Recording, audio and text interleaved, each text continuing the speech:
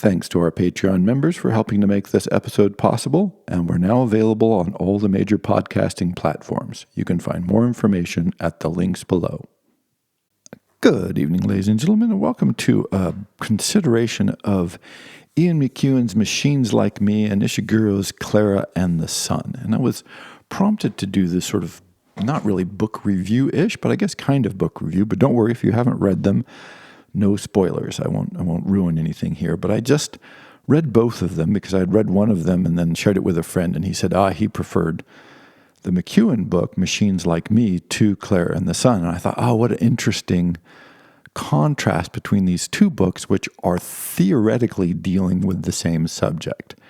And so I thought it really exposes the difference between these two authors, which also I think exposes some of the questions that are surround reading and how we recommend and think about books and these sorts of questions. And so ostensibly, both of these books are dealing with the same subject, which is human interactions with artificially intelligent robots that are more or less perfectly human in their appearance and such. And in slightly alternative worlds. In the Ishiguro book, it's a slightly alternative future where there's weird politics going on in the background. And then in the McEwan book, it's a sort of a slightly altered past in which Thatcher stays in power longer and different things are going on. But so there's this background setting of, sort of alternative future, alternate past, which is bubbling away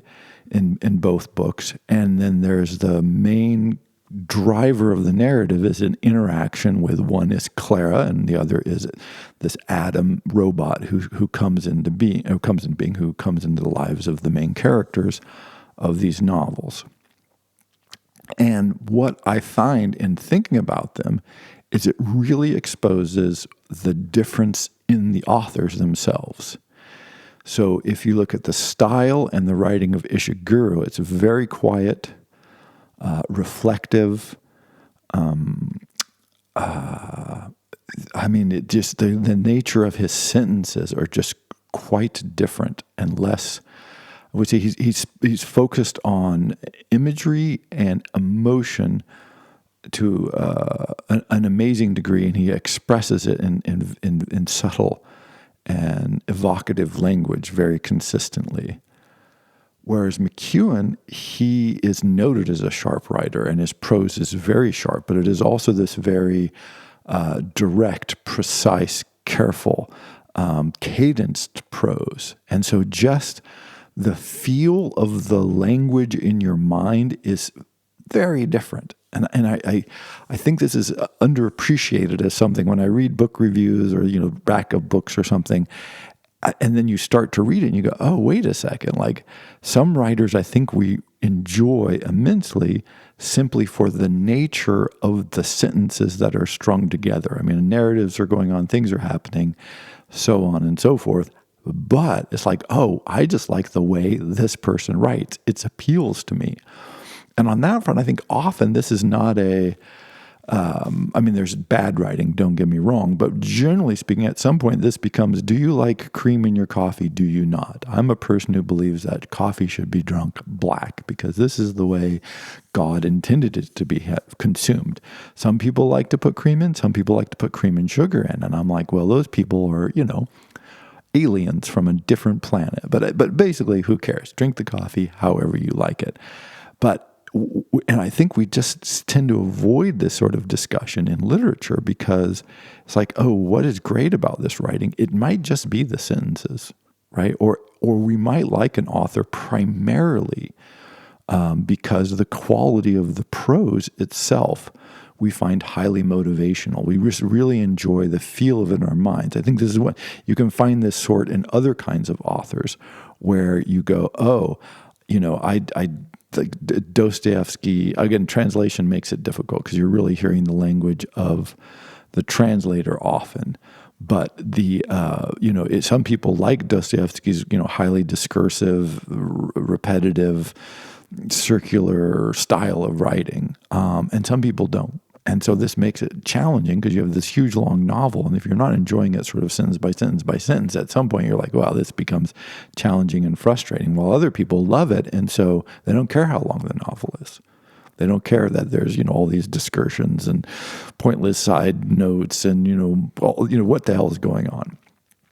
Right. So that this can be a challenge for people. So one thing that you get when you compare these two books, again, which have almost, ostensibly they have very, very similar settings, is just the nature of the prose itself. And so when, again, thinking about books and reviewing them and talking to people about books, I think that's a good thing to keep in mind, that people say, oh, the writing is sharp or the writing is good or the writing is nice. But it's like, no, I think we just need to be more sophisticated and more pay attention to that. So if you're interested in seeing this, by all read a few pages from Ian McEwan, read a few pages from Ishiguro, and you'll be like, oh, wow, that's pretty telling. And you might like both, too, by the way. I don't think this is an either-or thing. Second, in Ishiguro, he's clearly interested in emotional states of his characters and their place in the world. Like, this is what he's actually interested in.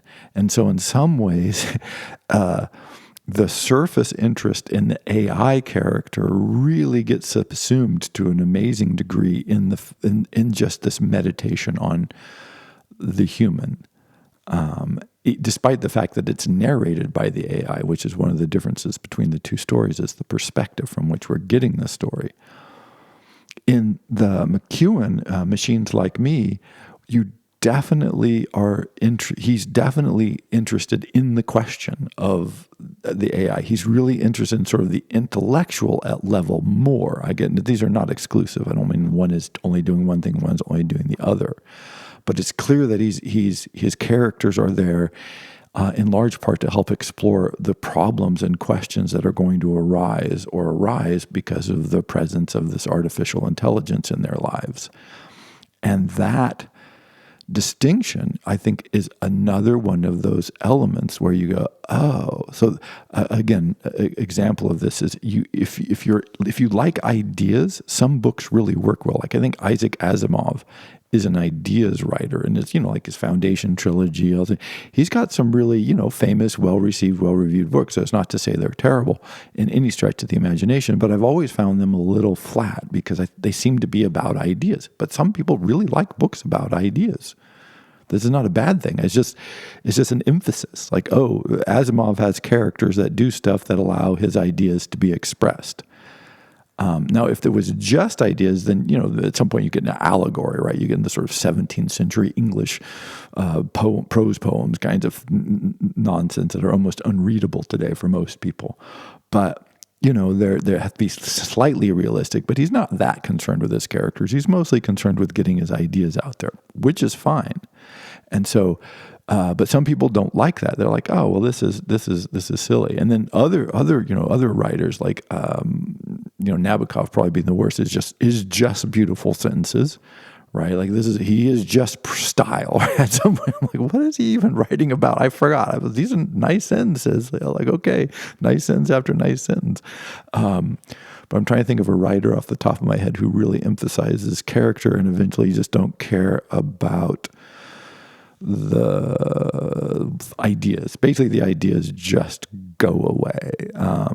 Anyway, I'm sure you can think of some, but that distinction of going, oh, we're really interested in characters and emotional development and the content of their lives and of our lives, hence in its reflection on us, of course, in inviting you to take part in that dialogue, versus one that more emphasizes, oh, these characters are here and working. And then when the scenes fall flat or things don't seem quite so realistic or not quite right, often it's because, oh, this character has had to do something that doesn't resonate quite true, but is necessary for the plot, right? In fact, this is one of the problems I have with many like light fantasy books or whatever, is when you have characters that just have to do absolutely stupid inhuman stuff to advance the plot. And so they do it. And I'm like, well, no one, like what? Right. I struggle with that. So it's always something that turns me off when it goes too far. But if you're just getting lost in a nice fantasy and it doesn't bother you, hey, life is good.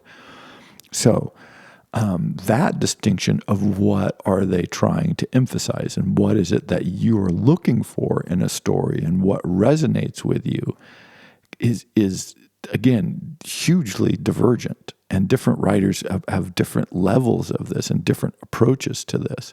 And so you can like the idea of a book, and then when you read it, you go, oh, well, this is more character driven. I was kind of hoping to get some ideas, or this is just ideas with a bunch of sort of, cartoon characters dancing around in them.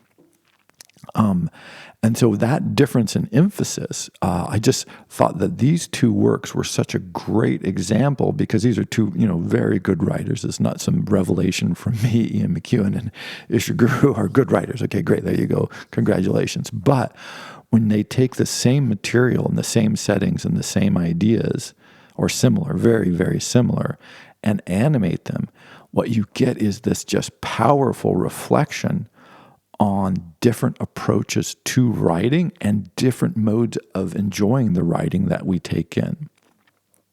And so I would recommend, if you're interested in this kind of thing, is to try them both out. I mean, those are both great writers, and if you like the McEwan, he's got lots of other novels. Some of them are better regarded than Machines Like Me. But it's definitely representative of his work and the power of his prose in particular, I'd say. And same thing with Ishiguro. If you like that, you go, oh wow, this really resonates. Well, he has more works like that, and that his stylistic power does tend to run in that channel pretty strongly. And so I thought the contrast and the comparison of these two would be a great way to think about for ourselves and to experience the distinctions. And then hopefully that will highlight what it is we like in prose. I lean more towards the Ishiguro generally, but I also like Henry James and Proust. And so I lean pretty strongly to that kind of prose. It's not defensible. It's just I don't like cream or sugar in my coffee. I like the dark black bitterness is appealing to me for some reason.